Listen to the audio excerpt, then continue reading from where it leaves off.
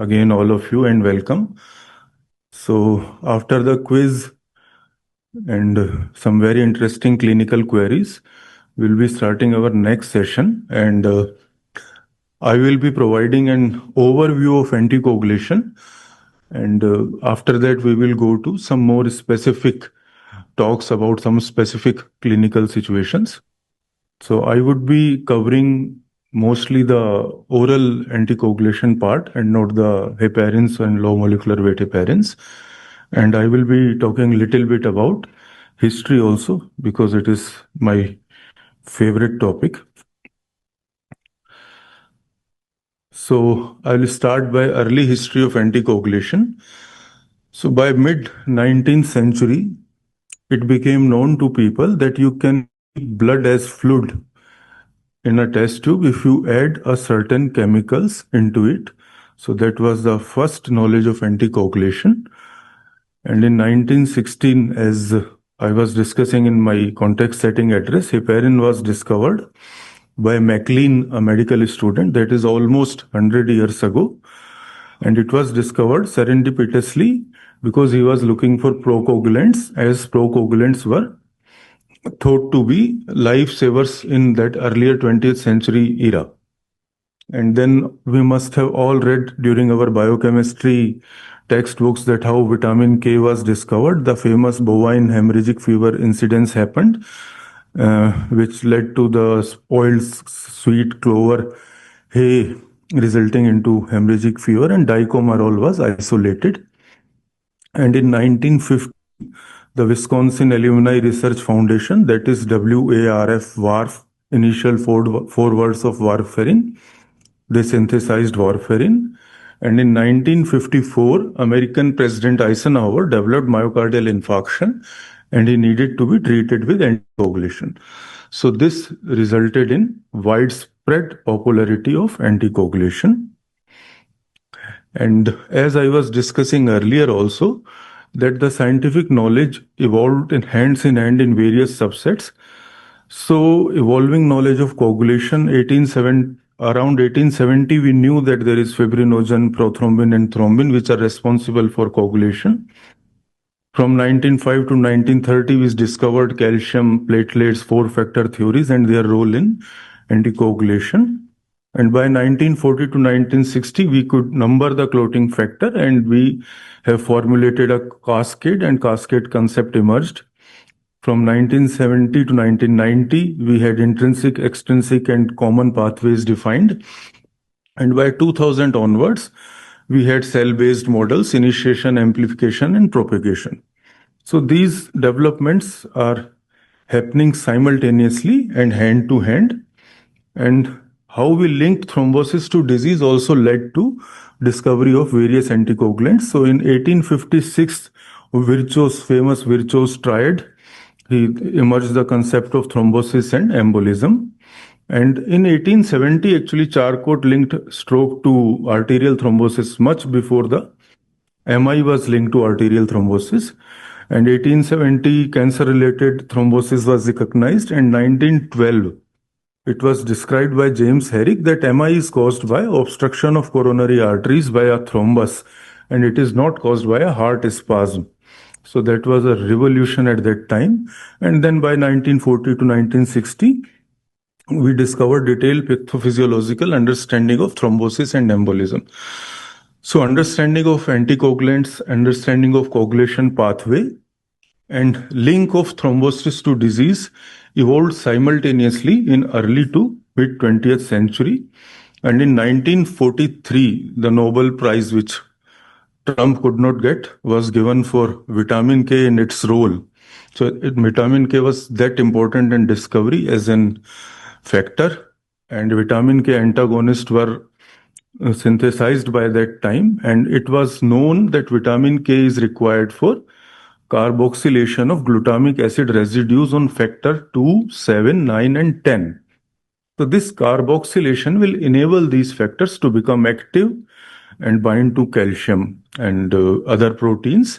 And warfarin was inhibiting vitamin K epoxide reductase.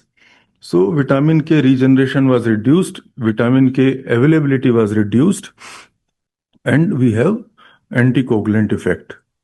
And in 1970, acetrom came to India. That was the same year when Sunil Gavaskar made his debut. So Sunil Gavaskar retired in 87. Tendulkar came in 89. He retired in 2013. Kohli came and he is about to retire, but acetrom is still holding on. And it is holding on despite of several disadvantages. One inherent polymorphism in genetic polymorphism is CYP2C9 and VKORC1 genes. So there is an inherent and quite prevalent dosing variability in various population of acetrom or warfarin, uh, which results in need of frequent INR monitoring, because everyone will need a different dose because of genetic polymorphism. So a frequent INR monitoring is required. The onset is slow, offset is also slow, and you have to overlap with heparin. And why you have to overlap? One is onset is slow, and initially because it inhibits protein C and protein S also. So if you start directly, it will act as procoagulant for initial 2-3 days, and then anticoagulation action will become more prominent. There are significant drug interactions and food interactions, because vitamin K rich food needs to be avoided with it. And all this results in bleeding complications and poor compliance. So in 2000, around 2010-11, the DOAX revolution began. These are directly acting oral anticoagulants, as the name implies. You can call them novel or newer oral anticoagulant also. So there are major two categories are there. One is direct thrombin inhibitors, that is 2A inhibitors, dabigatran, and another category is direct factor 10A inhibitors, that is apixaban and rivaroxaban, and they have revolutionized the treatment of anticoagulation and treatment of thrombosis. So this is the coagulation cascade, and as you can see that vitamin K antagonists are acting on factor 9, factor 7, factor 2, while direct thrombin inhibitor dabigatran is acting on factor 2A directly, and similarly apixaban, rivaroxaban, all are acting on factor 10A directly. So that's why they are called direct acting. They are not vitamin K dependent. So prototype drug, initial drug was dabigatran. Just a brief introduction, a single slide. It is a thrombin inhibitor. So it prevents conversion of fibrinogen to fibrin, and it prevents thrombin-induced platelet activation. So it's a prodrug. Its renal excretion is 80%, which is a limitation in chronic kidney disease patients. Its reversal agent is idarosizumab, and RELY was the major introductory trial of dabigatran. After that, many trials have come, but I have mentioned only one trial, which proved that if you give a dose of 150 mg BD, it is superior to warfarin in stroke prevention and similar bleeding complication. And if you give lesser dose, that is 110 mg BD, it is equal to warfarin in efficacy and bleeding complications are lesser. Another prototype drug, one slide about apixaban, it is direct factor 10A inhibitors, prevents conversion of prothrombin to thrombin, and its renal excretion is less than dabigatran, so it can still be used in patients with renal dysfunction with some caution. Its reversal agent is andexanate alpha, and Aristotle was the major introductory trial which showed that it has a better stroke prevention and lesser bleeding risk. All these trials are on non-valvular AF stroke prevention, both dabigatran and apixaban. So this is their chief role. So indications will be dealt in detail in later talks. So I'm just giving a brief summary. Main indication is stroke prevention in AF, that is non-valvular AF. Then we have venous thromboembolism. Now CVT, cerebral venous thrombosis, there is an emerging role, and more people are using dabigatran and apixaban and CVT. Hypercoagulable states, post-MI. So almost all conditions where warfarin is indicated other than mechanical valves and severe MSS. Technical team, please.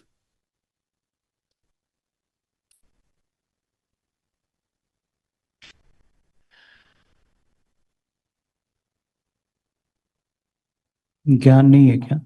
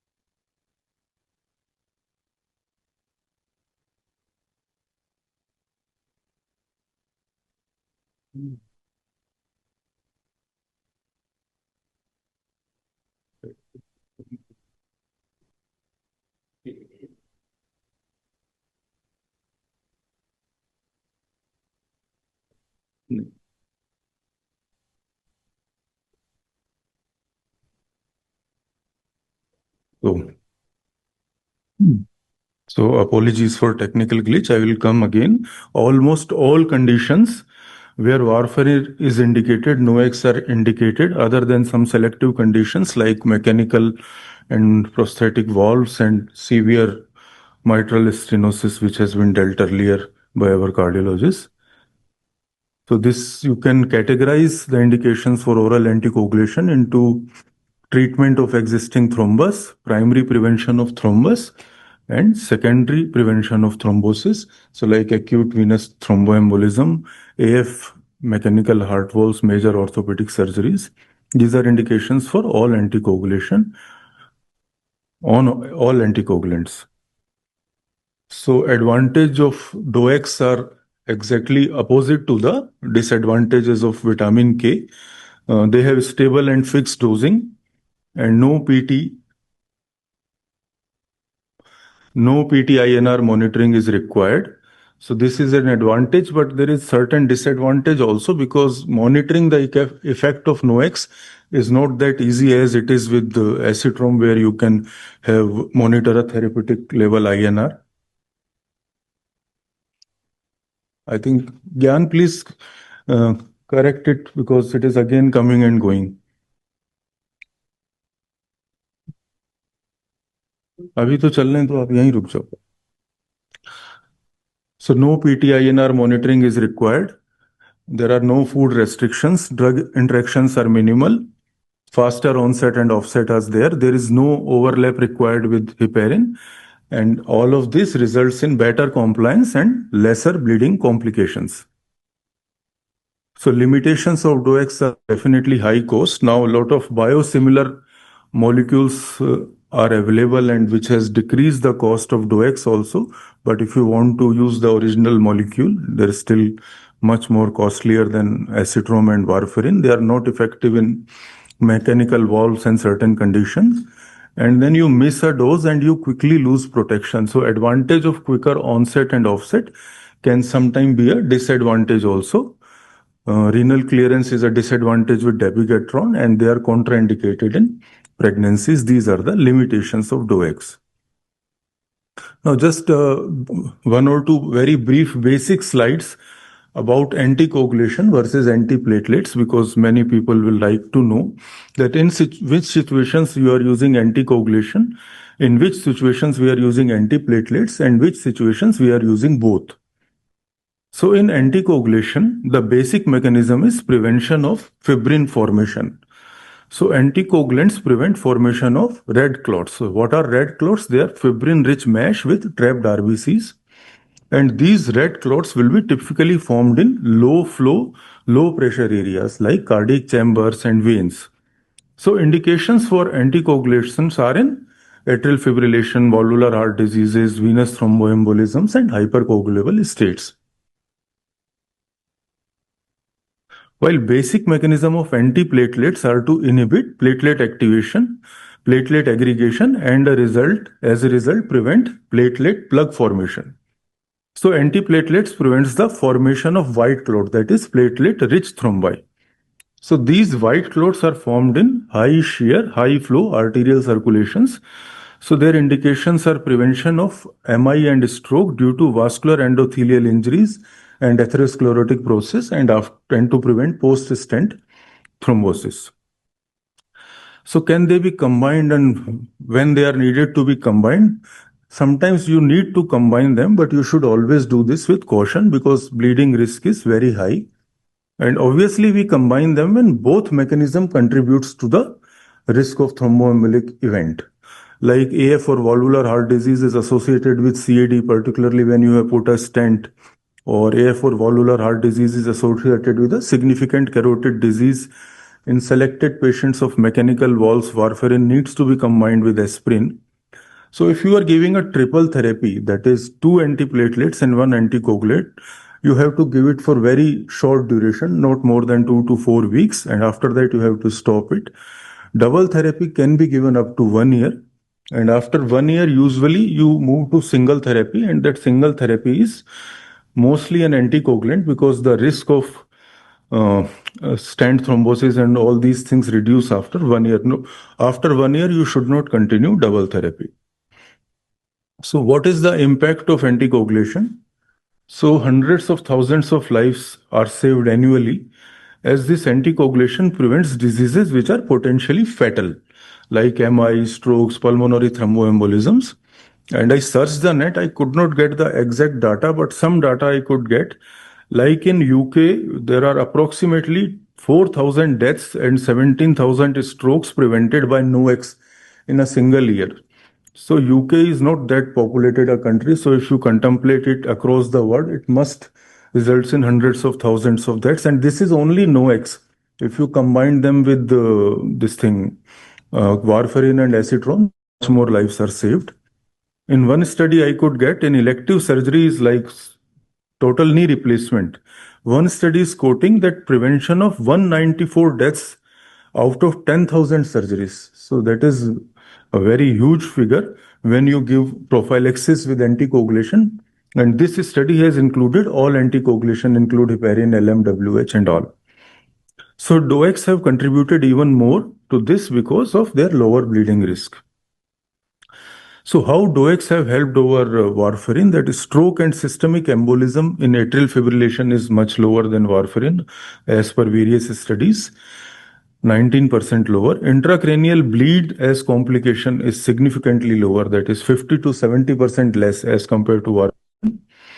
Other major bleeding complications are 20% less, that is GI bleed and other major bleedings.